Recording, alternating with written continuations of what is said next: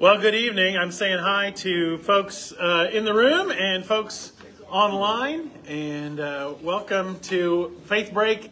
I guess we'd say, not really semester, but after the spring break, I'm starting a new study for the next 6 or 7 weeks, and Sayun's starting a new one, and we had spring break, and we got Holy Week bearing down on us. I mean, Palm Sunday is not this Sunday, but a week from Sunday is Palm Sunday. And so 2 weeks from Sunday is Easter Sunday. It's hard to believe we're almost there, but here we are. It happens every year, but here we are. But for the rest of this spring semester, and now that it is officially spring, I guess, as of Monday, right? For this spring semester, I want to spend the next 6 or 7 weeks talking about the Old Testament prophets. Which is a topic that, I have to admit, I haven't preached on the prophets nearly as much as I have, the New Testament, letters of Paul, the Gospels, and some of the stories in Genesis and Exodus and things like that. The Old Testament prophets can be confusing, and one of the reasons that they can be even confusing if you decide to just read through your Bible is, as I've said more than once, they are not in chronological order. They are broken into what they call the major prophets and the minor prophets, and minor has more to do with the length of the books than it does with their historical or biblical significance. And they're not put in there chronologically. So if you're just reading your Bible and you go from one prophet to the next, you may be jumping back and forth in time and what area they were active in, because some of the prophets were active in after the divided kingdom. Some were active in the northern kingdom of Israel. Some were active in the southern kingdom of Judah. And it can be really confusing. So I want to start tonight with maybe the most famous prophet, and that's Elijah. Now, if you look in the Old Testament, the books that are named after a prophet, there is no book of Elijah. There's books of, Jeremiah and, Malachi and Haggai and et cetera, et cetera. There's the books that are named after a prophet that often are the words of that prophet. But really the most famous of the prophets is Elijah. And so I want to start with him. And then in the weeks that come, we'll look at some of the books that are named after the prophets. So if we want to study the story of Elijah, we have to start in 1 Kings 16. It's where we start, in 1 Kings 16. So you can be turning there, but the background, just to remember, the flow of the Old Testament, just to put it in context of, where are we? Remember, if you want to go back even to the Exodus, children of Israel come out of Egypt. They wander in the desert for 40 years. The older generation dies off in the desert. Moses dies before he can cross the Jordan. Joshua leads the people across the Jordan into the promised land. And then there's this series of battles with the Canaanites, the people who are already occupying the land, starting with Jericho and all these other places. And so you have Joshua and the Israelites entering Canaan.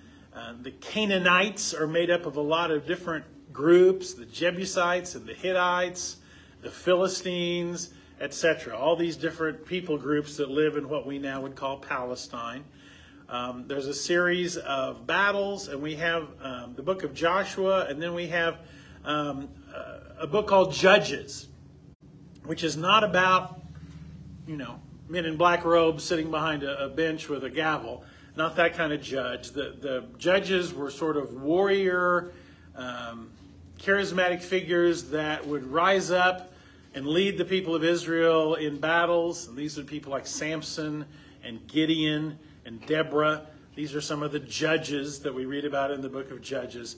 Then we get to the books of Samuel, and that's where we see Israel says, all the other countries have kings. Why don't we have a king? Because the judges were not kings. They were sort of military leaders that rose up in a time of trouble and led the people in a battle, and then they did not continue as a ruler. And so the people of Israel are saying, we want a king. We want to be like other people. And they're warned by Samuel that, God is supposed to be your king. And the nations that have kings remember, they're going to tax you. Kings tax you. They conscript your men to be soldiers. They take your daughters for their harems. You know, they warn about all the downside of having a king.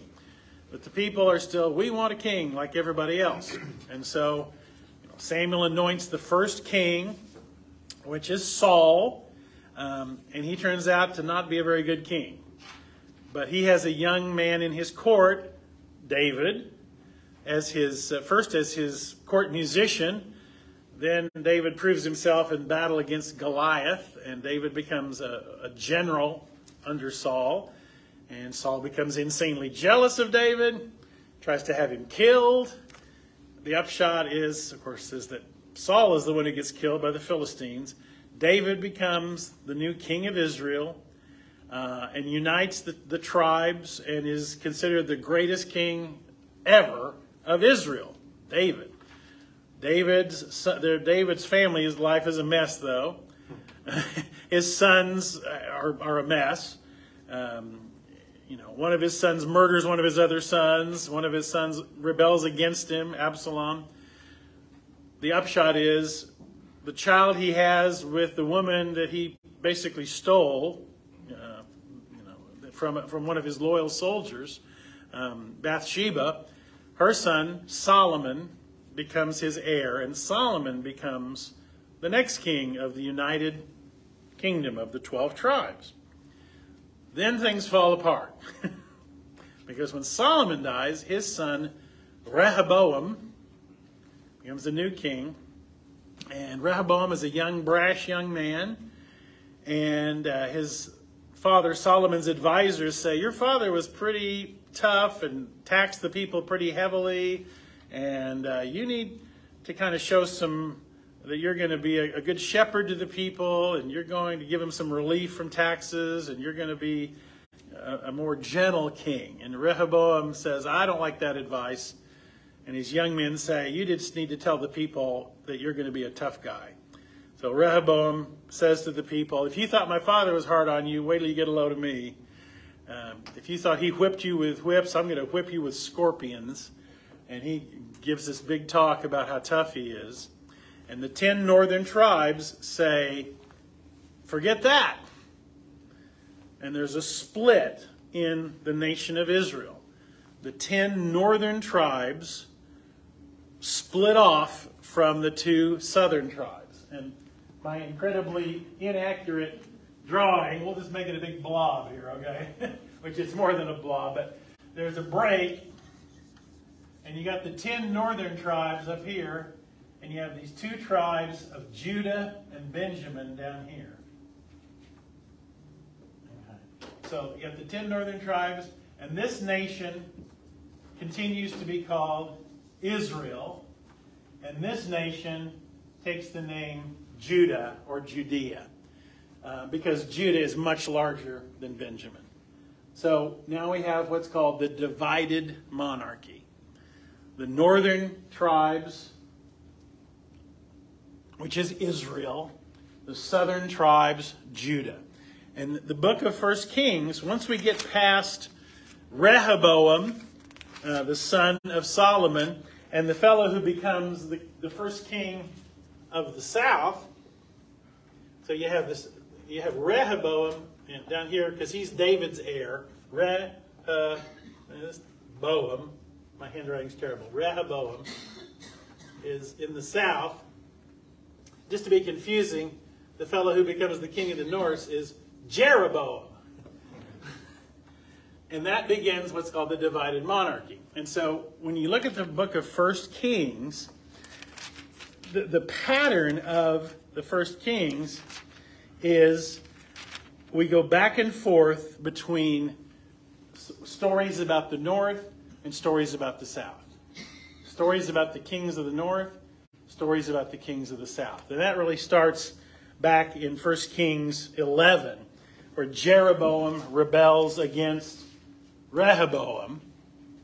And then we have the split in chapter 12. And when you get to chapter 14, it talks about Rehoboam.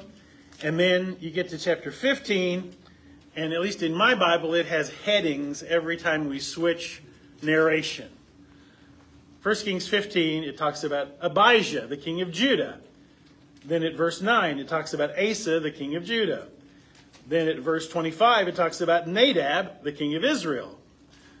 Then at verse 33, it talks about Baasha, the king of Israel.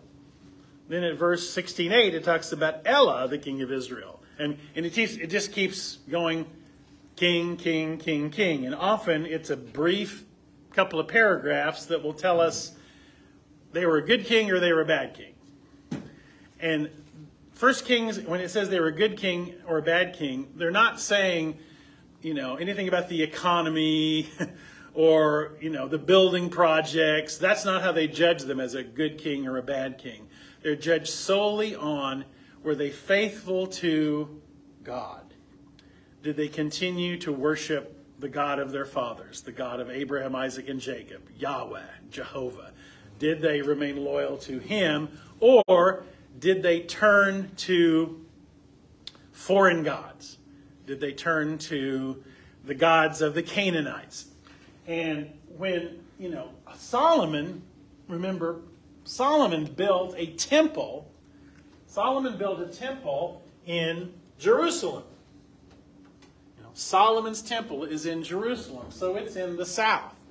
Jerusalem is in the southern part of the kingdom. That's where the temple is, this magnificent temple that was built by Solomon.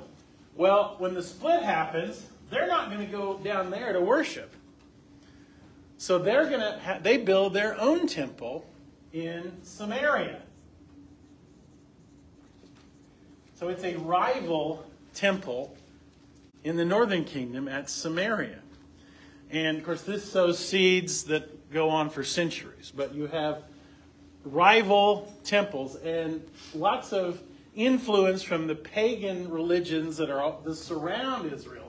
All these pagan religions, here and across the Jordan, all these other religions have influence on these. And so when these kings make alliances with some of these other nations, the other religions' influence creeps in to Israel and Judah. And the primary god, rival god, is the god Baal or Baal. Baal is the rival god, the god of Samaria. And so often when you read about the false gods in the books of Kings, you're reading about worshipers of Baal. And Baal is a male god. He has a female consort named Asherah. And their temples and places of worship pop up all over the place. Baal is a god of the weather. Baal is a god of the rain and the storms and the thunder and the lightning. That's what Baal is. His female consort, Asherah, is a fertility goddess. A god of fertility, as in your animals are going to produce offspring, etc. And so these temples and high places, worship places for Baal and Asherah are crop up in different places in Israel and Judah. So when the book of Kings says something about this one was a good king or this one was a bad king, let's just look at Asa for a minute. Backtrack to chapter 15 for a minute. And just have the description of one of these kings. Here's a description of the reign of Asa, king of Judah, 15:9. In the 20th year of Jeroboam, king of Israel, Asa became king of Judah. So how are they dating? Well, when they're dating him by the reign of the other king. It would be like us dating our presidents by the prime ministers of Canada. In the 4th year of Trudeau's reign, Joe Biden became the president. In the whatever year of Biden's reign, so-and-so became the premier of Canada. I mean, it's dating them by each other. So, Asa,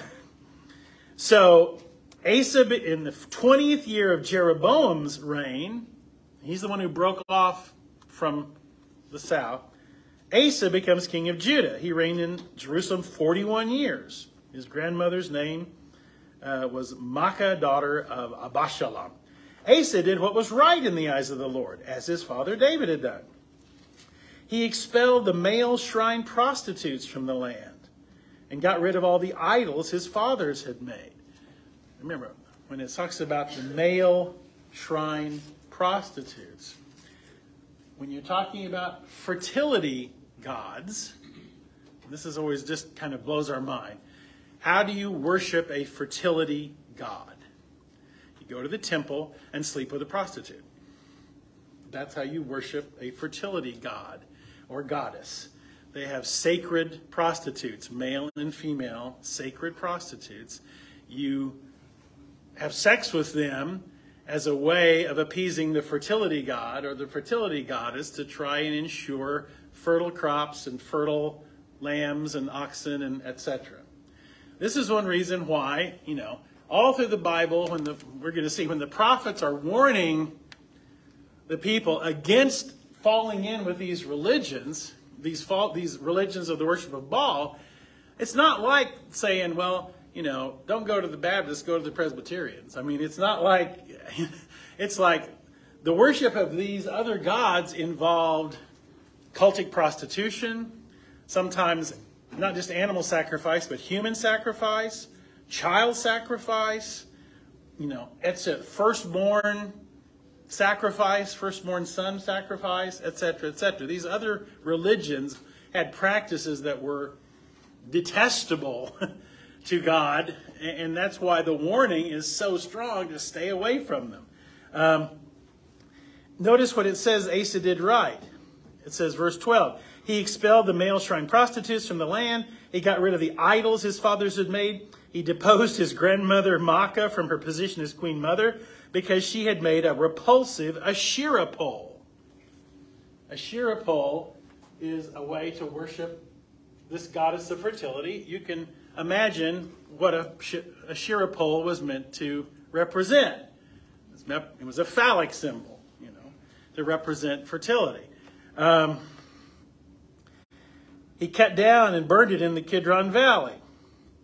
Although he didn't remove all the high places, his heart was fully committed to the Lord.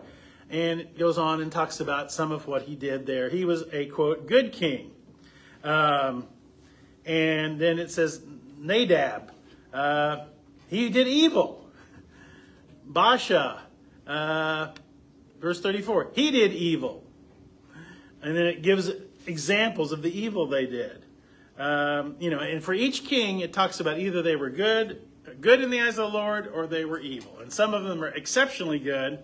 Some of them are exceptionally evil. And it's being judged not by the economy, not by building projects, solely on were they faithful to Yahweh, or do they turn to these false gods. So we go, king, king, king, king, king. Well, say all that, we get to 1629, which is where our story of Elijah really begins. So 1 Kings 16:29. It says, 1 Kings 16:29. In the 38th year of Asa, king of Judah, Ahab, son of Omri, became the king of Israel. He reigned in Samaria over Israel 22 years. Ahab, son of Omri, did more evil in the eyes of the Lord than any of those before him. Okay? So he is the worst of the worst. Ahab is the worst king.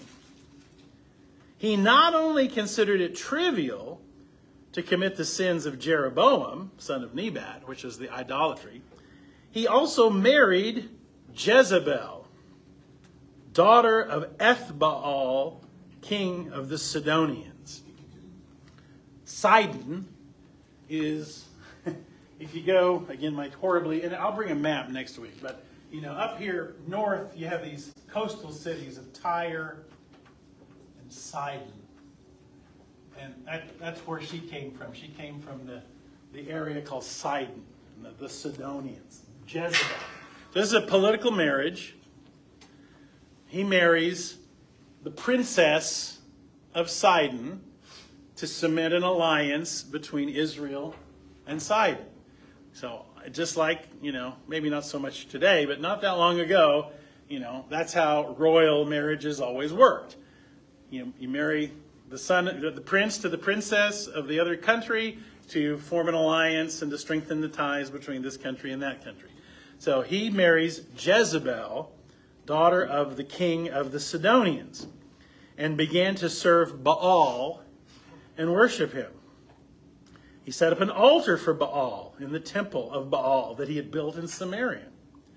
Ahab also made an Asherah pole and did more to provoke the Lord, the God of Israel, to anger than did all the kings of Israel before him. So he is a bad king. If we didn't get that message already, he's a bad king. In Ahab's time, Hiel of Bethel rebuilt Jericho. He laid its foundation at the cost of his firstborn son, Abraham, and set up its gates at the cost of his youngest son, Segub, in accordance with the word of the Lord spoken by Joshua, son of Nun. This is a callback all the way to when Joshua destroyed, the walls of Jericho. Joshua fought the battle of Jericho and the walls came tumbling down. The prophecy was, if anybody ever tries to rebuild this city, it'll be at the cost of their sons. And they're saying, this guy did it. And sure enough, it didn't say how he lost the sons. It just said that prophecy was fulfilled. So we've set up Ahab and his wife Jezebel are bad dudes and dudettes. They are bad for the country, and they are worshiping Baal and Asherah. Baal, god of the storms and the rains and the thunder, and Asherah, goddess of fertility. Verse 17. Now, Elijah, the Tishbite from Tishb in Gilead, said to Ahab, and we're not even really sure exactly where Tishba is, but anyway, in Gilead. So he says to the king, as the Lord, and remember, anytime we see the Lord in all caps like that, in the original Hebrew, it is Yahweh. It used to be translated as Jehovah. But, we now, one of the few words in Hebrew I can still write with some accuracy is Yahweh, which, this is, of course, writing it right to left. But if you use the letters Yahweh, but the Yah they used to think was a J, and the W they used to think was a V, and that's how they got Jehovah instead of Yahweh. But we think now the proper pronunciation of it is Yahweh, as opposed, it used to be pronounced Jehovah. So anyway, anytime you see Lord in all caps, it's the word Yahweh, the name of God, which means I am. The one who is I am. The great I am. So, it says, as Yahweh, as Jehovah, as the Lord, the God of Israel lives, whom I serve, there will be neither dew nor rain in the next few years, except by my word. So Elijah says to the king, there's going to be drought. No rain for years. This is a judgment against him and against the whole nation for turning against God. A drought. Crops are going to fail. Animals are going to die. There's going to be drought. Then the word of the Lord came to Elijah, leave here, turn eastward, and hide in the Kidrith ravine east of the Jordan. You'll drink from the brook, and I've ordered the ravens to feed you there. And this is one of the most famous images, that's been painted. Joshua being fed by the ravens. The thing here is a slight detour, but this is how challenging it is sometimes translating the Old Testament. Because, I mentioned before, Hebrew has no vowels. The Hebrew language has no vowels. It is only consonants, which sometimes makes translating difficult. But think about in English if we only had consonants.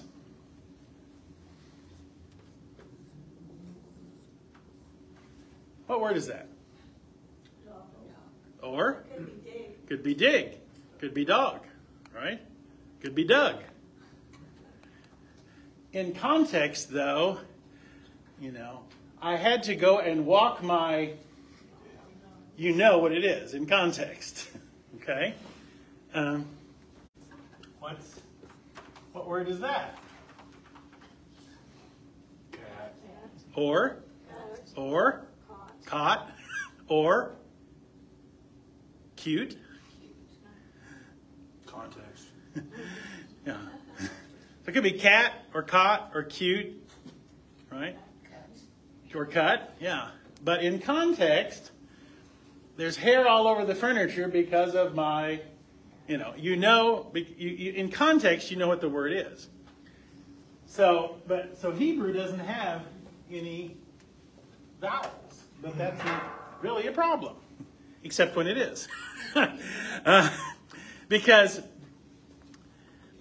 Hebrew was the dominant language of Israel until, after centuries, the dominant language became Aramaic, which is a derivative of Hebrew. And the analogy is, Aramaic is to Hebrew as Italian is to Latin. Okay? Like, in Rome, they used to speak Latin. During the days of the Roman Empire, everybody spoke Latin. But eventually, Latin became Italian. And the two languages are intricately linked, but Italian and Latin are different languages.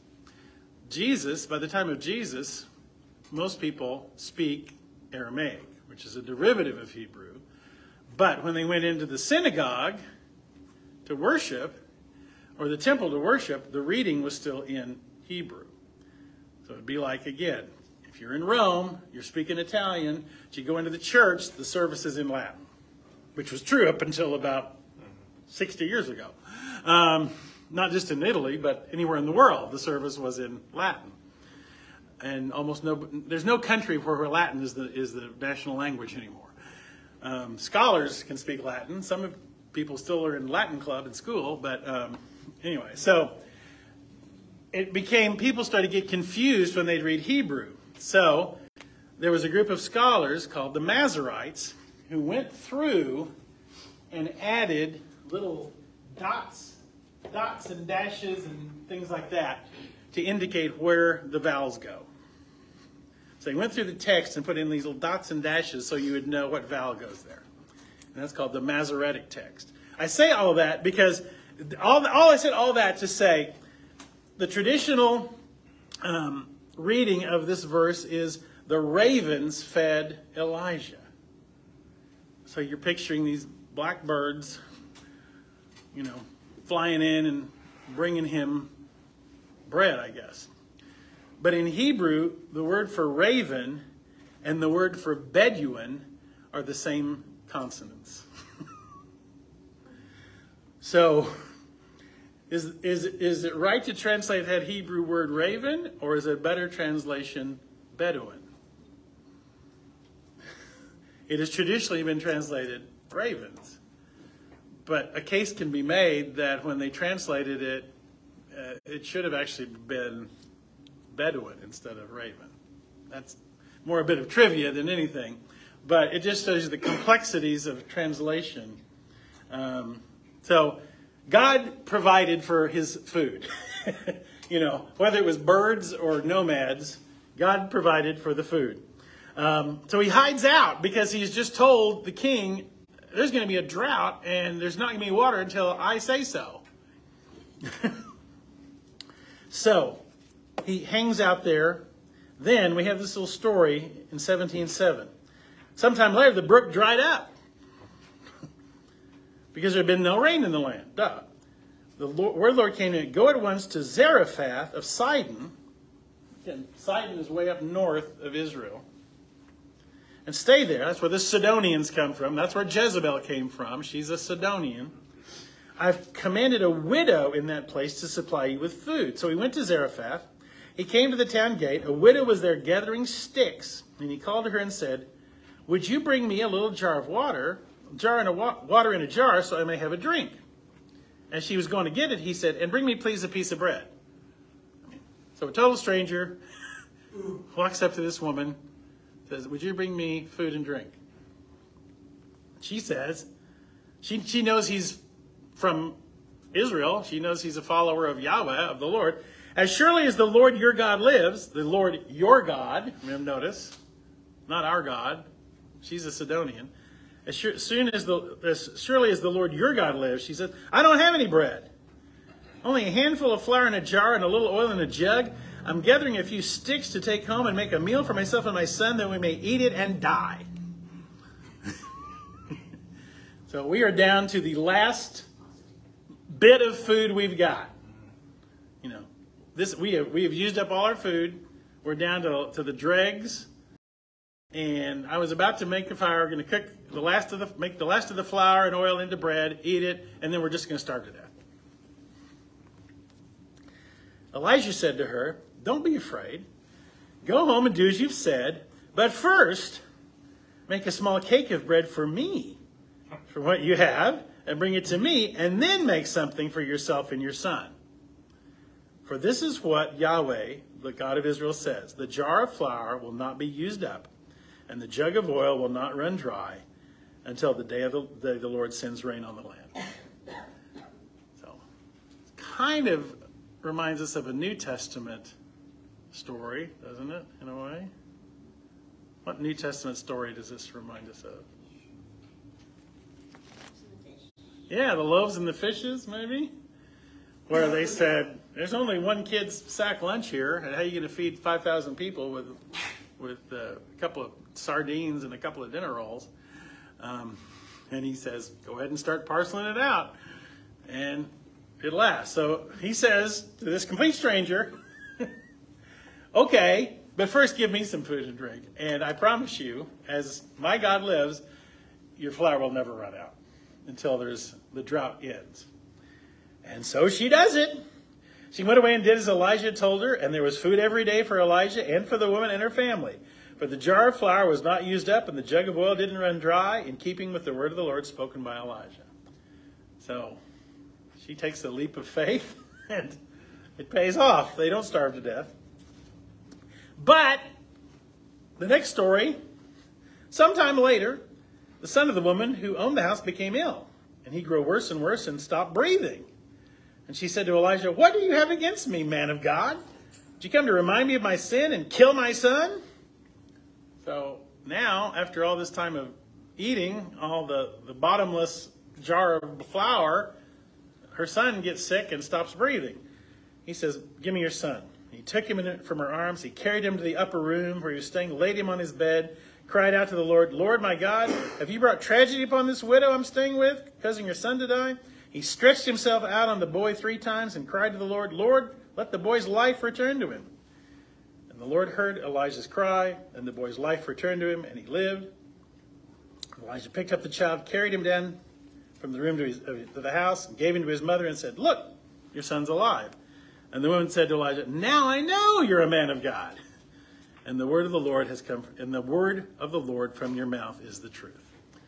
So this is this encounter between Elijah and the woman, which tells us a few things. One, about her faith, and also tells us about Elijah's connection to God. So Elijah has been in hiding. They haven't really talked about that, except the fact that he told the king, oh, by the way, drought until I say so. And then he goes away, and Ahab is obviously like, get this guy. This guy is causing us disaster. This guy is a problem. We got to get this guy, but he's hiding out, and we're not told exactly how long it was, except it says in the 3rd year. So at least 2 years of drought. Next chapter, it says, after a long time in the 3rd year, the word of the Lord came to Elijah, go and present yourself to Ahab, and I'll send rain. So Elijah went to go see the king after a couple of 3 years. Now, the famine was severe in Samaria. And that's northern kingdom. Ahab had summoned Obadiah, who was in charge of the palace. He's like his, chief guy. He's his aide. He's his second in command. And it tells us, parenthetically, Obadiah was a devout believer in the Lord. While Jezebel was killing off the Lord's prophets, Obadiah had taken 100 prophets and hidden them in 2 caves, 50 in each, and had supplied them with food and water. So you get the idea early on through this, and you're going to see even more so. Jezebel is really in control. Jezebel is running the show. Jezebel has installed her prophets from Sidon, the prophets and the priests of Baal, as the official religious leaders of Israel. And she's been systematically getting rid of the followers of Yahweh, the followers of the Lord. But Obadiah, who serves in the palace, is a follower of the true God, and he's been trying to protect the true followers of God. He's been hiding them out and feeding them and getting them food and water. So, even though, Ahab is listening to Jezebel, and Jezebel is making sure to try to turn the entire kingdom into a place where Baal and Asherah are worshipped, Obadiah is working under the king, trying to protect the followers of the Lord. So Ahab says to Obadiah, go through the land, all the springs and valleys. Maybe we can find some grass to keep the horses and the mules alive, so we won't have to kill any of our animals. Kind of wonder, what about the people? But he wants to make sure they can keep the horses and mules alive. So they divide the land. They're to cover it. Ahab went one direction, Obadiah another. And as Obadiah is walking along, Elijah met him. Obadiah recognized him, bowed down to the ground, and said, is it really you, my lord Elijah? Yes, he said, go tell your master, Elijah's here. Notice the reaction to that. What have I done wrong? Asked Obadiah, that you're handing your servant over to Ahab to be put to death. As surely as the Lord your God lives, there is not a nation or kingdom where my master hasn't sent someone to look for you. And whenever a nation or kingdom claimed you were not there, he made them swear they couldn't find you. But now you tell me to go and tell my master and say, Elijah's here. I don't know where the Spirit of the Lord may carry you when I leave you. If I go and tell Ahab, and he didn't find you, he'll kill me. Yet I, your servant, have worshipped the Lord since my youth. Haven't you heard, my Lord, what I did? When Jezebel was killing the prophets of the Lord, I hid 100 of the Lord's prophets in 2 caves, 50 in each, and supplied them with food and water. And now you tell me to go tell my master and say, Elijah's here. He'll kill me. And Elijah said, as the Lord Almighty lives, whom I serve, I will surely present myself to Ahab today. So, Obadiah thinks, Elijah's just going to disappear. And Obadiah's like, I found him. I found Elijah. He's going to come talk to you. He's going to come see you. And Ahab's like, well, where is he? I don't see him. And then he says, I'll be the one getting the axe. But Elijah says, no, I'm going to go. I'm going to go see the king. I'm not going to disappear. I'm not going to run away. You can tell him I'm here. So, Elijah says, Obadiah went to meet Ahab and told him, and Ahab went to meet Elijah. When he saw Elijah, he said to him, is that you, you troubler of Israel? You troubler of Israel. Now, does anybody have a different word there than troubler? Troublemaker. Yeah, troublemaker. And, in other words, everything, Elijah, this is all your fault. All our suffering, all our woes, all of our problems, it's your fault. You are the problem, Elijah. You are the troubler of Israel. And Elijah says, I haven't made trouble for Israel. You and your father's family have. In other words, it's like, I'm not the troubler. You're the troubler. You have abandoned the Lord's commands, and you followed the Baals. Now, summon the people from all over Israel to meet me on Mount Carmel. Bring the 450 prophets of Baal and the 400 prophets of Asherah who eat at Jezebel's table. So she has brought with her 850 priests and prophets and flunkies of Baal and Asherah with her from Sidon. Meet me on Mount Carmel. To call all the people to come to Mount Carmel and tell Jezebel to bring all of her people, all of her Baal followers and Asherah followers with her. And then it says, okay. So Ahab sent word throughout all Israel and assembled the prophets on Mount Carmel. So, this is the setup for which is the most famous story of Elijah. Elijah went before the people. And of course, when they say all the people of Israel, probably not literally. I mean, it'd be pretty hard to gather the entire nation in one spot. Probably more of a representative assembly, but anyway. He says to them, how long will you waver between two opinions? One translation has it, how long will you limp between two opinions? We might say, how long are you going to sit on the fence? If Yahweh is God, follow him. If Baal is God, follow him. I mean, make up your mind. Who is the God of this nation? Who is the God of Israel? Is it Yahweh, the Lord, Jehovah, the God of our ancestors, the one who led the children out of bondage in Egypt, the God of Abraham, Isaac, and Jacob, the God of David and Solomon? Is he God, or is Baal God, the one that Jezebel proclaims and all of her priests and flunkies proclaim? Make up your mind, people. It says, the people said nothing. When he says, make up your mind, how long are you going to waver between two opinions? Make up your mind. And they just stand there, slack-jawed. So Elijah says to them, I'm the only one of the Lord's prophets left, but Baal has 450 prophets. And there's also the 400 Asherah prophet. Get 2 bulls for us. Let them choose one for themselves. Let them cut them into pieces and put them on the wood, but not set fire to it. I'll prepare the other bull and put it on the wood, but not set fire to it. Then you call on the name of your God, and I'll call on the name of the Lord, and the God who answers with fire is the real God, is God. Let's have a contest.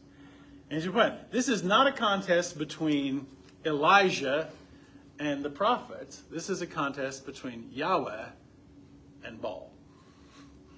This is set up as, who's the real God? Is Yahweh the real God, or is Baal the real God? Which one is actually the true power? Who really is God? So they agree. The people said, that's a great idea. So Elijah said to the prophets of Baal, choose one of the bulls, prepare it first, since there's so many of you. Call on the name of your God, but don't light the fire. So they took the bull given them and prepared it. They cut up the bull, they put the pieces on the fire, on the wood, but they don't set it on fire. And they're going to now call upon Baal, who, remember, is the God of the wind and the rain and the thunder and lightning. The thunder and the lightning. So we all know what lightning can do if it hits the right place. So Baal, God of the weather, God of the storms. So they called on the name of Baal from morning till noon.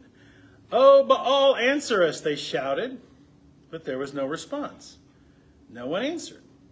And they danced around the altar they had made.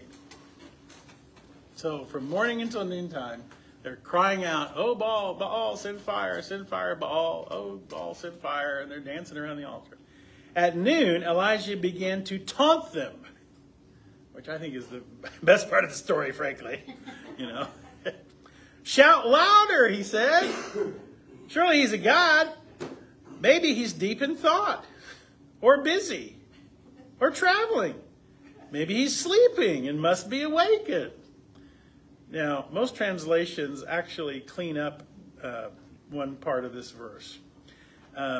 where it says busy. Does anyone have another word there? Yeah, it's really the Hebrew word for he's on the toilet. Yeah, yeah. So maybe he's deep in thought. Maybe he's he's on the toilet. Maybe he's traveling. Maybe he's asleep. He's taunting them from the sidelines. Maybe he can't hear you. Maybe you need to shout a little bit louder.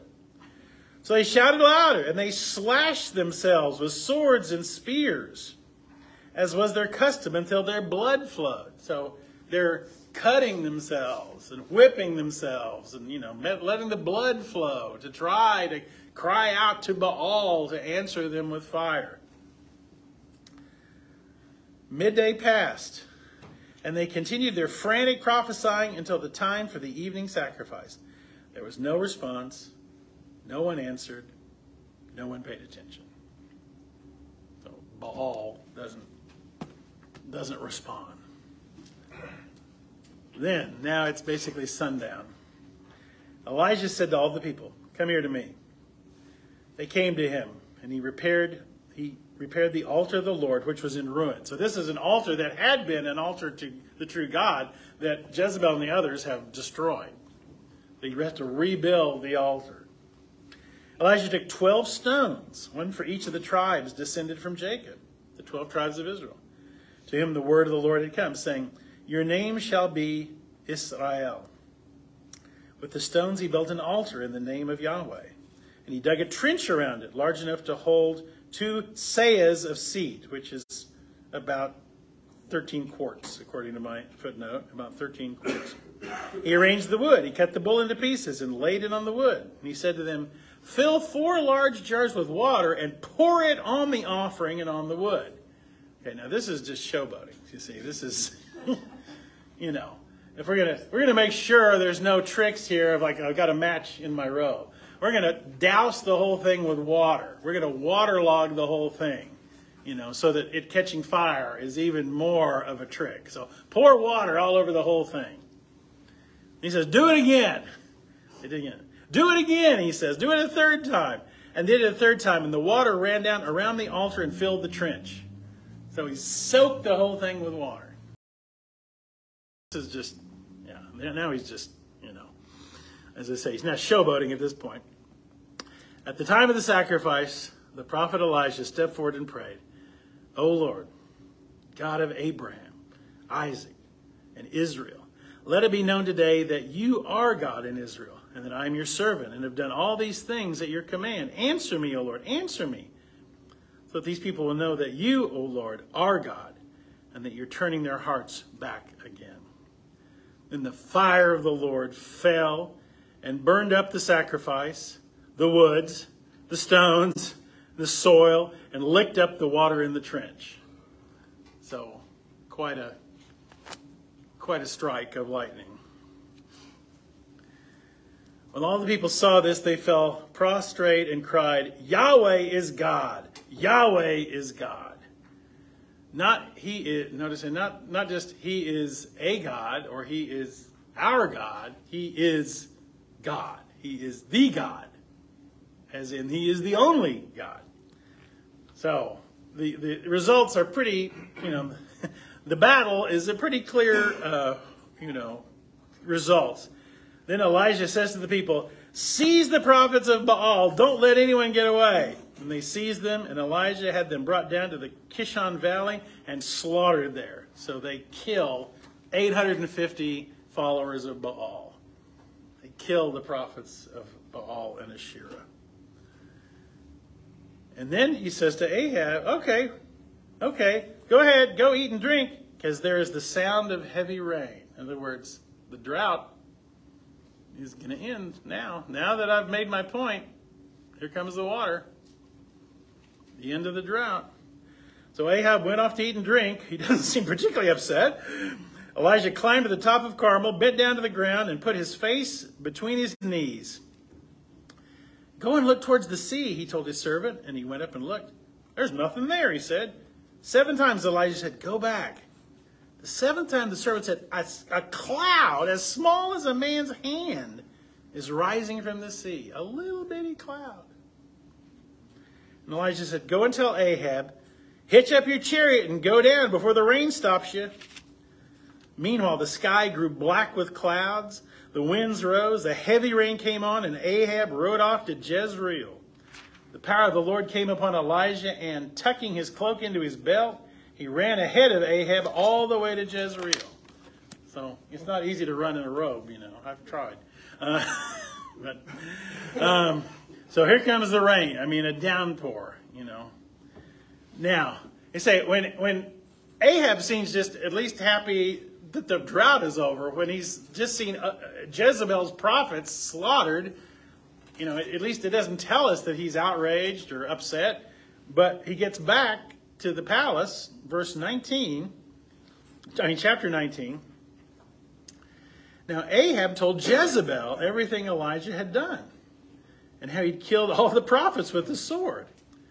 So Jezebel sent a message to Elijah to say, may the gods deal with me, be it ever so severely, if by this time tomorrow I do not make your life like one of them. In other words, you're a dead man. I'm coming for you. You'll be dead tomorrow. Well, Jezebel vows revenge on Elijah. And again, who's really running the show in this kingdom? And here where we see, you know, the people in the Bible are not superheroes. They're not perfect. Because it says Elijah was afraid and ran for his life. But you might say, you know, he has just scored this incredible victory with the power of God. And then he gets a threat and he runs and he's frightened. But, you know, I've read how often after a great victory is there a letdown? I mean, how many times have you heard about somebody, I don't know, winning a game or winning an award or doing some great thing, and then they fall into depression? I mean, that happens today. I mean, he is not invincible. He's not made of iron. Here he's exhausted, and he runs from her vengeance. It says he ran for his life. He goes all the way down to Judah. Remember, we got the southern kingdom and the northern kingdom. He goes down to Judah. He left his servant there while he himself went a day's journey into the desert. He came to a broom tree, and he sat down under it and prayed that he might die. He's used up all of everything he's got. He's used it up. He says, I've had enough, Lord. You know, he's like, even though, you know, we killed these prophets of Baal, that's not going to stop Jezebel from coming after me. This is not a final victory. They're still king and queen. I've had it. I'm used up. I don't have any more to give. Prayed that he might die. I've had enough, Lord. He said, take my life. I'm no better than my ancestors. So he laid down and fell asleep. It says, all at once, an angel touched him. And again, just, you know, not to take away some of the magic of all this, but in Hebrew, the word that's translated angel is the same word as messenger. You know, and there always has to be the translator's choice. Do you translate this Hebrew word, do you translate it as angel, or do you translate it as messenger? Because it's the same word in Hebrew. So it could have been an angel, or it could have just been a messenger. The translators have chosen to use the word angel. But just to know, anytime you see the word angel in the Old Testament, the Hebrew word is the same as the word for messenger. Now, sometimes it's very clear we're talking about an angel because, I stand in the presence of the Lord. I mean, there's sometimes when it's clearly an angel, and there's other times when it's clearly a messenger. Like this person runs this message up to the front of the battle. I mean, sometimes in context, how to translate it as messenger or angel is obvious from context. Here, it's a choice. Which one is it, an angel or simply a messenger? Get up and eat. He looked around and there was a cake of bread baked over hot coals and a jar of water. So he ate and he drank and he then laid down again. And the angel came back and a second time and touched him and said, "Get up and eat. The journey is too much for you." He gets up again and eats some more and drinks some more. And he's strengthened by the food. He traveled 40 days and 40 nights, which again, anytime in the Bible it says 40 days and 40 nights, it may not literally mean 40. It might mean 37. It might mean 42. It's like when we say about a month. You know, it's not always exactly 40 days. Until he reached Horeb, the mountain of God. And there he went into a cave. Now, Horeb has another name. It's a mountain that has more than one name. What's the other name for Horeb? Do you know? Sinai. That's right. Mount Horeb and Mount Sinai are the same mountain. What happened on Mount Sinai? Yeah, that's where Moses met the Lord and received the Ten Commandments, on Mount Sinai or Mount Horeb. So that's where he goes. And the word of the Lord came to him, "What are you doing here, Elijah?" And Elijah's he's worn out. He replied, "I've been very zealous for the Lord God Almighty. The Israelites have rejected your covenant. They've broken down your altars. They've put your prophets to death with the sword, and I'm the only one left. And now they're trying to kill me too." Like, you know, your people, God, here in Israel, they've abandoned you. And I'm the only one left faithful to you.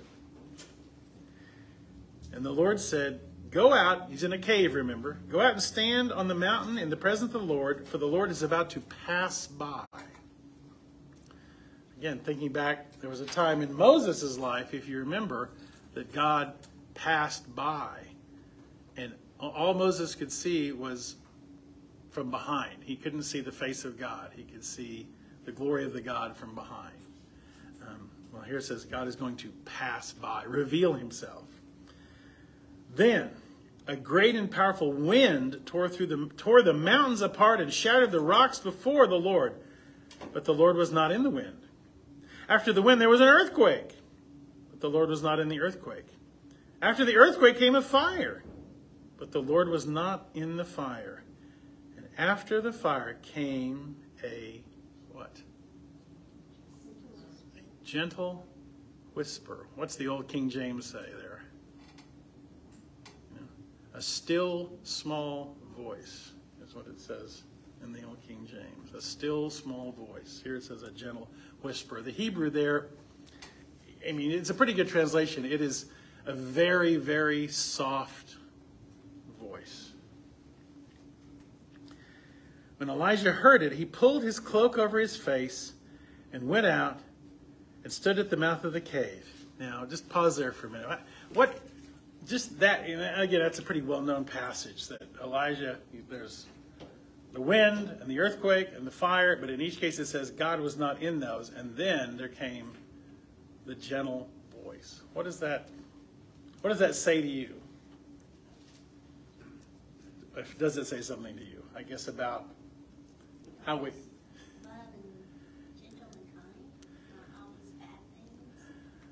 Well, yeah, I think so. How do we hear God? How do we hear God? We were still. Yeah. Yeah. Does God always appear in a, thunderous fireworks? I mean, here it's like, when God speaks, it's not always, something like the parting of the Red Sea or even lightning from heaven. Sometimes when God speaks, it's a small voice. It's a whisper. It's something much more gentle. That when God speaks, it's not always, special effects. It's not always, crash, boom, bang. Here, he shows Elijah all these things, but then the way he speaks to him is not through the spectacular things. He speaks to him through a quiet voice. And he asks him the same question. You notice the question he asked him back in verse 9, "What are you doing here, Elijah?" He asked him the exact same question then. "What are you doing here, Elijah?" The same question he asked in verse 9, he now asks him in verse 13. And Elijah gives the same answer. I've been very zealous for the Lord God Almighty. The Israelites have rejected your covenant. They've broken down your altars. They put your prophets to death with the sword. And I'm the only one left, and now they're trying to kill me too. So he gives God the exact same answers. I'm it. I have no one else. Everyone else has turned their back on you, Lord. It's just me. And God says to him in verse 15, go back the way you came and go to the desert of Damascus. When you're there, anoint Hazael king over Aram, and anoint Jehu, son of Nimshi, king over Israel, and anoint Elisha, son of Shaphat, from Abel Maholah, to succeed you as prophet. Jehu will put to death any who escape the sword of Hazael, and Elisha will put to death any who escape the sword of Jehu. Yet I reserve 7,000 in Israel, all whose knees have not bowed down to Baal, and whose mouths have not kissed him. In other words, you are not alone. It's not just you. There's 7,000 people in Israel who are still loyal to me. There's 7,000 people who haven't turned away from me, who have never worshiped Baal. It's that message of, it's not just you. And again, I think, this story, it has a lot to tell us about a lot of things in our life, because sometimes we do feel like we're alone, in something, in a struggle or a battle. We feel like, I'm the only one who cares. I'm the only one who's doing anything. I'm the only one who's fighting this battle. I'm the only one who's standing up for this. I'm the only one. And I think often what God says is, no, you're not alone. One, God's there, but also there's other people who are going to fight the same battle you're fighting, or who are going to stand up the same way you're standing up. It's not, you're never really alone. And that was that's what brought Elijah to the point of wanting to die. He felt like he was the only one fighting this battle. And God says, no, you're not. You're not. And I need to hear that. I think a lot of us need to hear that. So, Elijah went down from there and found Elisha. And again, he's like, why do their names have to be so similar? Because Elijah's name means Yahweh is God. Eli, E-L-I, in English at least, this part of his name, Eli, which is this El. El means God. Like El Shaddai is a name, God Almighty. El Elyon, there's lots of names of God that start with El, because El is the root word in Hebrew that means God. Eli, Yah, or Jah, as in Yahweh, as in Jehovah. So Elijah's name means Yahweh is God.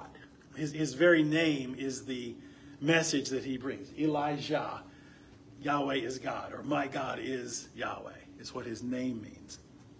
But now he has to appoint a successor, Elisha, which sounds very, very similar. And I forgot to look up exactly the meaning of Elisha's name. Eli, again, also means God, of course. Anytime that there's El, it's always about God. The town Bethel, Beth means house. So Bethel means house of God. Lechem means bread. So Beth Lechem means house of bread. So these root words in Hebrew you can kind of put together and figure out what they mean. Yeah, what would you? My Bible says Elisha's name, meaning God is salvation or God saves. Okay, Elisha. Elisha means help. Oh, God is my help. God is my salvation. Yeah. So he finds this younger man, Elisha. What's Elisha doing? He was plowing with 12 yoke of oxen. He himself was driving the 12th pair. Elijah went up to him and threw his cloak around him. Elisha then left his oxen and ran over to Elijah. Let me kiss my father and mother goodbye, and I'll come with you. Go. Elijah said, what have I done to you? Elisha left him and went back. He took the yoke of oxen, slaughtered them. He burned the plowing equipment to cook the meat and gave it to the people, and they ate. And he set out to follow Elijah and became his attendant, his protege, his Padawan, if you're a Star Wars person. So now we have some other news about some warfare that I'm actually going to skip over in chapter 20 because it doesn't involve Elijah that much. So chapter 20 I'm going to skip over. We come to 21 because here Ahab and Jezebel come back into the picture. So in chapter 21 is another incident in the life of Jezebel and Ahab. And you may have, again, remember this story. Sometime later, because remember, Ahab and Jezebel are still king and queen of Israel. Even with all this happening, they're still king and queen of Israel. Sometime later, there was an incident involving a vineyard belonging to Naboth, the Jezreelite. The vineyard was in Jezreel, close to the palace of Ahab, king of Samaria. So it's close to the palace in the northern kingdom. Ahab said to Naboth, "Let me have your vineyard to use for a vegetable garden, since it's close to my palace. In exchange, I'll give you a better vineyard. Or if you prefer, I'll pay you whatever it's worth." Which is not an illegal offer. I mean, there's a vineyard, so it's growing grapes. It's next to the palace, and so Ahab says, I want to plant vegetables there, right next to the palace, but you got this vineyard there. Sell me your vineyard, and I'll tear it up and plant vegetables, and I'll either give you a different vineyard somewhere else, or I'll just pay you cash for it. Nothing illegal about that offer, but Naboth says, "The Lord forbid that I should give you the inheritance of my fathers."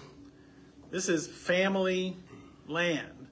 This has been in his family for generations. And, a vineyard takes generations to really get to the place where it's producing grapes in great quantities. I mean, a vineyard is not just a piece of land. It's something that's been cared for and nurtured for, generations. And it's his family land, Does anybody watch Yellowstone? This TV show Yellowstone, The whole point of the show is that the family land is everything. They can't lose the family land. Anyway, so he goes home. Ahab goes home to the palace, sullen and angry because Naboth the Jezreelite had said, "I will not give you the inheritance of my father." He lay on his bed sulking and refused to eat. So he's like, I wanted that land. His wife Jezebel came in and asked him, "Why are you so sullen? Why won't you eat? What's wrong with you?" He said, "Well, because I said to Naboth the Jezreelite, 'Sell me your vineyard, or if you prefer, I'll give you another vineyard in his place.' And he said, 'I won't give you my vineyard.'" And Jezebel said, his wife said, "Is this how you act as king over Israel?" In other words, that you're the king and you're laying there in your bed, pouting and whining. Is this how you act as the king? Get up and eat. Cheer up. I'll get you the vineyard of Naboth, the Jezreelite. Because she is going to she knows how to get things done. By hook or by crook. She's going to get it done. So, she wrote letters in Ahab's name, placed his seal on them, sent them to the elders and nobles who lived in Naboth's city with him. In the letters, this is what she wrote. "Proclaim a day of fasting and seat Naboth in a prominent place among the people. But seat 2 scoundrels opposite him and have them testify that he has cursed both God and the king. Then take him out and stone him to death." So, set up, get two rotten guys, 2 scoundrels who'll swear that they heard him curse God and curse the king, which in Israel you had to have 2 witnesses. Yeah, I heard him curse God. Yeah, me too. And so that's what they do because they don't want to anger the king and queen. So the elders and nobles who lived in Naboth's city did as Jezebel directed in the letters she'd written. They proclaimed a fast, seated Naboth in a prominent place among the people. Then 2 scoundrels came and sat opposite him and brought charges against Naboth before the people, saying, "Naboth has cursed both God and the king." So they took him outside the city and stoned him to death. Then they sent word to Jezreel, Naboth has been stoned. He's dead. As soon as Jezebel heard that Naboth had been stoned to death, she said to Ahab, get up and take possession of the vineyard of Naboth, the Jezreelite, that he refused to sell you. He's no longer alive. He's dead. And Ahab heard that Naboth was dead. He got up and went down to take possession of Naboth's vineyard. So, easy peasy, lemon squeezy. Now, instead of having to buy it, he just gets it because, this guy is a scoundrel. Or this supposedly Naboth has cursed the king and cursed God, so his land reverts to the king now. So he gets the vineyard, he can plant his vegetable garden. But then the word of the Lord came to Elijah the Tishbite. Go down to meet Ahab, king of Israel, who rules in Samaria. He's now in Naboth's vineyard, where he's gone to take possession of it. Say to him, this is what the Lord says. Have you not murdered a man and seized his property? And say to him, this is what the Lord says. In the place where dogs licked up Naboth's blood, dogs will lick up your blood. Yes, yours. Ahab said to Elijah, so you have found me, my enemy. I have found you, he answered, because you've sold yourself to do evil in the eyes of the Lord. I'm going to bring disaster on you. I'll consume your descendants and cut off from Ahab every last male in Israel, slave or free. I'll make your house like that of Jeroboam, son of Nebat, and that of Baashan, son of Ahijah, because you have provoked me to anger and have caused Israel to sin. He also, concerning Jezebel, says, dogs will devour Jezebel by the wall of Jezreel. Dogs will eat those belonging to Ahab who die in the city, and the birds of the air will feed on those who die in the country. There was never a man like Ahab who sold himself to do evil in the eyes of the Lord, urged on by Jezebel his wife. He behaved in the vilest manner by going after idols like the Amorites the Lord drove out before Israel. When Ahab heard these words, he tore his clothes. He put on sackcloth and fasted. He lay in sackcloth and went around meekly. And the word of the Lord came to Elijah the Tishbite. Have you noticed how Ahab has humbled himself before me? Because he's humbled himself, I won't bring the disaster in his day. I'll bring it on his house in the days of his son. And then we find out, of course, that is indeed what happens. And the house of Ahab and Jezebel comes to ruin. And we find out that indeed Jezebel is killed, thrown off a wall, and the dogs come and eat her. I mean, all the things that were said come true. I'm not going to go through all that because I want to get to this last part. Because this is, again, probably the other part that we would know about. It's over in 2 Kings now. We got to turn over to 2 Kings. And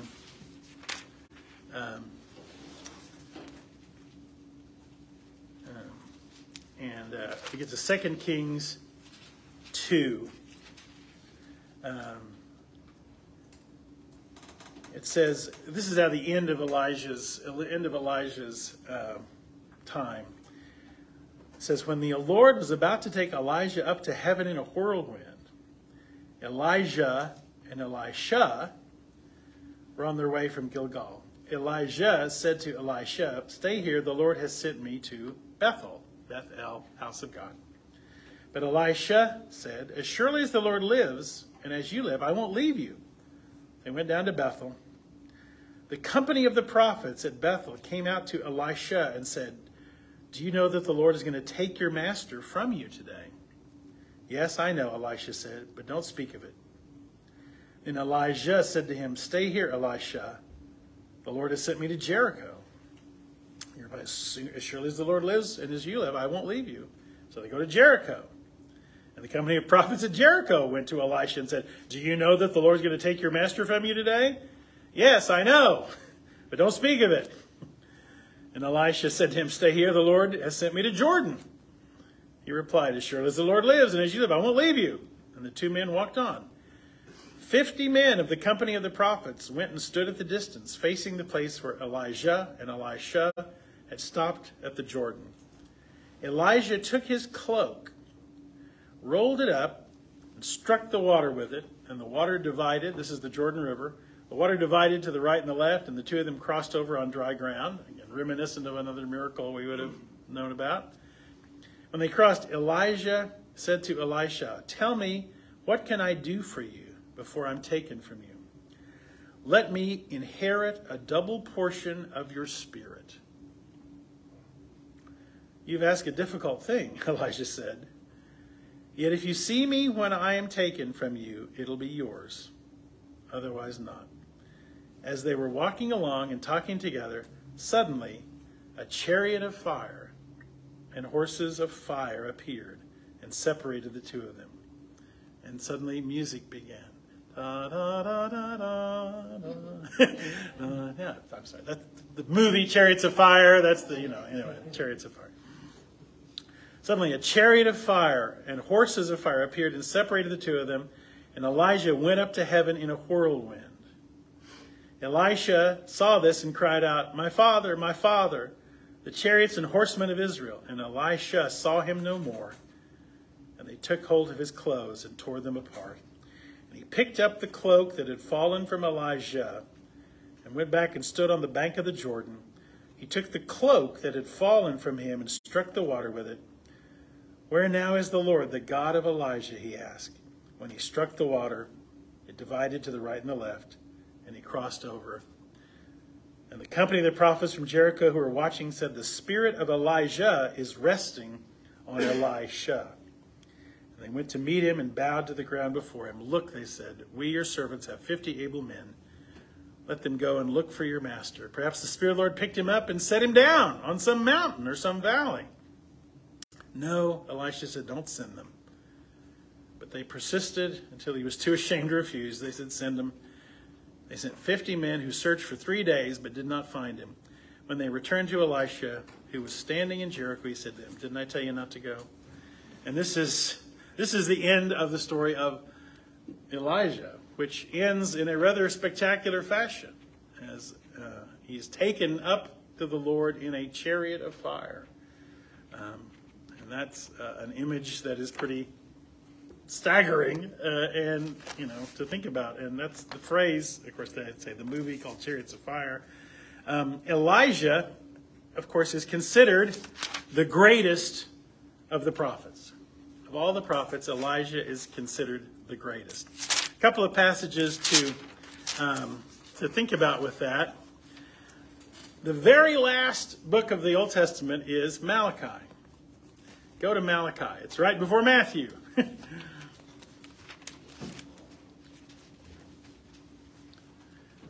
The last chapter of the last book of the Old Testament, Malachi 4. This is the end of the Old Testament.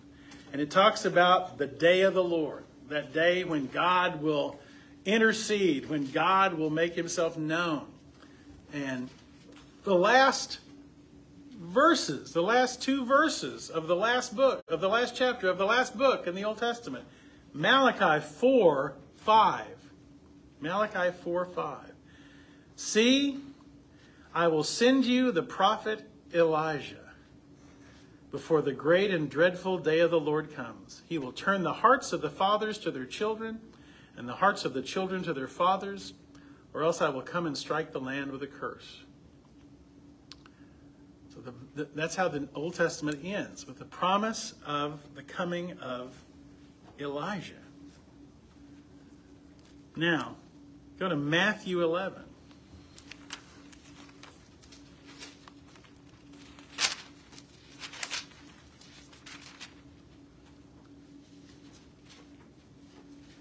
This is Jesus talking about John the Baptist. In Matthew chapter 11, this is Jesus talking about John the Baptist. Matthew 11:7. As John's disciples were leaving, this is John the Baptist's disciples. As John the Baptist's disciples were leaving, Jesus began to speak to the crowd about John the Baptist. "What did you go out into the desert to see? A reed swayed by the wind? If not, what did you go out to see? A man dressed in fine clothes? No. Those who wear fine clothes are in king's palaces. Then what did you go out to see? A prophet? Yes, I tell you, and more than a prophet. This is the one about whom it is written, I will send my messenger ahead of you, who will prepare your way before you. I tell you the truth. Among those born of women, there is not risen anyone greater than John the Baptist. Yet he who is least in the kingdom of heaven is greater than he. From the days of John the Baptist until now, the kingdom of heaven has been forcefully advancing, and forceful men lay hold of it. For all the prophets and the law prophesied until John. And if you're willing to accept it, he is the Elijah who was to come. He who has ears, let him hear. To what can I compare this generation? They're like children sitting in the marketplace and calling out to others. We played the flute for you and you didn't dance. We sang a dirge and you didn't mourn. So here Jesus identifies John the Baptist as fulfilling the role of Elijah. Now go to Luke 1. Luke 1. This is when the angel appears to Zechariah. Zechariah, who is the father of John the Baptist. This is when the angel is appearing to the old priest, Zechariah, in the temple. Zechariah's in the temple. It says, this is 1:11 of Luke. An angel of the Lord appeared to him being Zechariah, standing at the right side of the altar of incense. When Zechariah saw him, he was startled and was gripped with fear. But the angel said to him, don't be afraid, Zechariah. Your prayer has been heard. Your wife Elizabeth will bear you a son, and you're to give him the name John. He'll be a joy and delight to you, and many will rejoice because of his birth. For he will be great in the sight of the Lord. He is never to take wine or other fermented drink. He'll be filled with the Holy Spirit even from birth. Many of the people of Israel will he bring back to the Lord their God. And he will go on before the Lord in the spirit and power of Elijah, to turn the hearts of the fathers to their children and the disobedient to the wisdom of the righteous, to make ready a people prepared for the Lord. So the New Testament identifies John the Baptist as coming in the spirit of Elijah. I mean, he's not a reincarnation of Elijah, but he calls him the Elijah. He is the one that Malachi prophesies will come before the coming of the Lord. And so that is how we tie. And we know, of course, also, when Jesus goes up to the mountain with Peter and John and James, and Jesus' clothes become white, who appears with him on the mountain? Moses and Elijah. Yeah, Moses and Elijah on the Mount of Transfiguration. And because Moses is the lawgiver, Elijah is the greatest of the prophets. And so Jesus meets with Moses and Elijah, and that's when Peter and James and John are just like, and Peter's like, let's make 3 shelters and let's stay up here. I mean, Peter's, and they said, God says to Peter, just close your mouth. Elijah plays a role in Judaism, of course, to this day in many ways. The main way that we Gentiles might have heard of it is during the Seder, during the Passover. On the Seder table, if you've ever participated in a Seder meal, in a Passover meal, there are 5 cups of wine. There's 4 that are part of the ritual of Passover. There's 4 different cups of wine that are drunk at different times, as they recount the Exodus and they eat the lamb and the bitter herbs and the various parts of the meal that are part of the Seder meal. But there's a 5th cup of wine and an empty chair, and that is the cup of Elijah. And they leave the door open. The door to the house on Seder is left open, and there's an empty chair at the table with a cup of wine that is sitting at that empty chair. And that is the cup of Elijah. The idea in Judaism is every Seder they pray for Elijah to come to bring word of the Messiah. Because, of course, for Jews, they don't accept Jesus as Messiah. So in Judaism, every Seder, every Passover, they're praying for Elijah to come, that then the Messiah may come. And so that's why they have that empty chair at the table and that cup of wine at the table, and they leave the door open. It is for Elijah. Also, at a circumcision, there's an empty chair that is the chair of Elijah, that Elijah would witness the circumcision. Because Elijah said, all the people have turned away from you, Lord, and they don't follow your practices. And the idea is, we do follow the Lord, and we do circumcise the boys. And Elijah's, there's your chair, you can watch it. So at a circumcision, there's the chair of Elijah. And at the Passover, there's the cup of Elijah. So Elijah still plays a prominent role in the rituals of Judaism. And is that because they didn't, since he was taken up to heaven, believe he didn't die? That seems What's the to... basis of that line of thought? For the return of Elijah, the Malachi passage, the Malachi passage that says Elijah will come. It is that very last couple of verses of Malachi that say Elijah will come to bring about the day of the Lord. And of course, the day of the Lord depends on how you understand that phrase, the day of the Lord. At least for most Jews, including the Jews of Jesus' day, there's all of history that is sort of bad, and then God intercedes on the day of the Lord and establishes this, paradise. And the day of the Lord is the marker between everything bad and everything good. For Christianity and for Jesus, that's not quite how the day of the Lord is described. Elijah is a dominant figure in the Old Testament, and his presence definitely felt in the New Testament as well. So next week we will actually start the prophets that have books named after them. I said there is no book of Elijah, but there are 16 books in the New Old Testament that are named after the prophets.